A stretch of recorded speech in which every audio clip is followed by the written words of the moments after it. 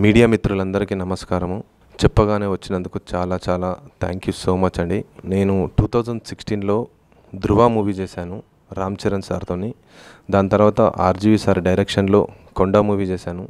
కొండ మూవీలో RK character చేశాను. ఈ క్యారెక్టర్తోని నాకు చాలా గుర్తింపు వచ్చింది. మీరందరూ నన్ను ఆదరించినందుకు చాలా చాలా థ్యాంక్ యూ సో మచ్ అండి. అలాగే ఇప్పుడు జూన్ 9న అనంత మూవీ రిలీజ్ కాబోతుంది. దీని కూడా మీ అందరి సపోర్ట్ కావాలి. ఈ మూవీ కాన్సెప్ట్ ఏంటంటే ఇది ఒక సైన్స్ ఫిక్షన్ జానర్. ఈ కంటెంట్ తీసుకొచ్చిన మధుబాబు డైరెక్టర్ మధుబాబుకి కూడా చాలా థ్యాంక్ యూ సో మచ్.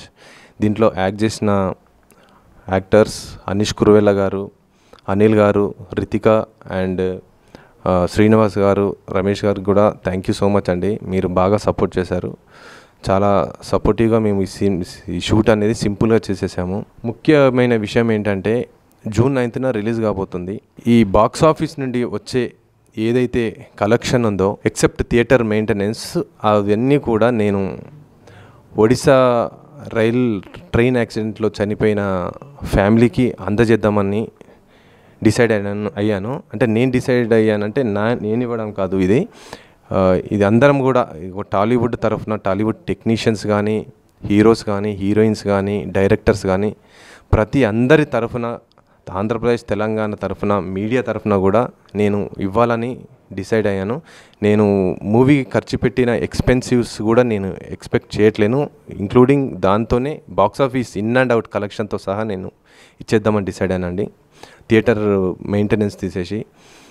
ఎందుకంటే ఇలాంటి డిసిషన్ ఎందుకు తీసుకున్నానంటే ఒక వ్యక్తి మన ఎమ్మటి ఉండి సడన్గా మాయమైపోతే ఆ పెయిన్ అనేది ఏంటో నాకు తెలుసు.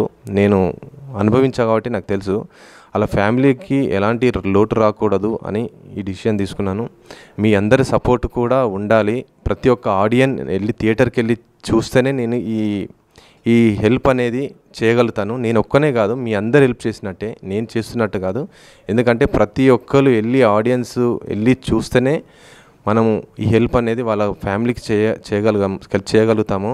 మీరందరూ కూడా తప్పకుండా థియేటర్కి వెళ్ళి ఈ మూవీ తప్పకుండా చూడండి. సినిమా బాగుంటుంది అని నేను అనుకుంటున్నాను. మీరందరు సపోర్ట్ ఉండాలి. ప్రతి ఒక్కరు చూసి రైల్వే యాక్సిడెంట్లో చనిపోయిన 300 పీపుల్ ఫ్యామిలీకి మనం ఒక హెల్ప్ఫుల్గా ఉండాలి. ఇది మాత్రం మర్చిపోకుండా దయచేసి మీరు తప్పకుండా థియేటర్కి వెళ్ళి ఈ మూవీ చూడండి.